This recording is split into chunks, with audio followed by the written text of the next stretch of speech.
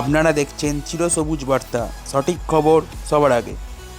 আজ হাওড়া দাসনগর স্টেশন মোড়ের কাছে হাওড়ার শিবপুর কেন্দ্রের জনপ্রিয় বিধায়ক শ্রী মনোজ তিওয়ারি মহাশয়ের সমর্থনে এবং তার নেতৃত্বেই একটি 21শে জুলাইয়ের সমর্থনে সভা হয়ে গেল।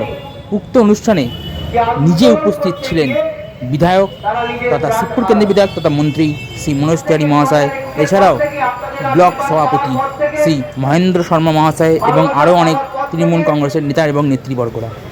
যেভাবে কাজের উন্নয়ন হয়েছে গোটা শিবপুরে, সেটা ভেবে অনেক গর্বিত আমি বোধ করি নিজের উপর।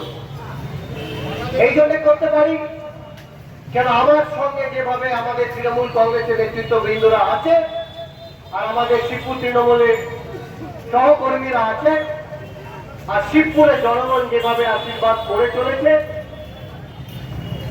তারা বুঝতে পেরেছে কি মনোজ তিওয়ারি শুধু ওইখানে রাজনীতির ময়দানে কাজ করে তাদের দিনের মধ্যে জায়গা করতে এসেছে। এবার অনেকের মনে প্রশ্ন হতে পারে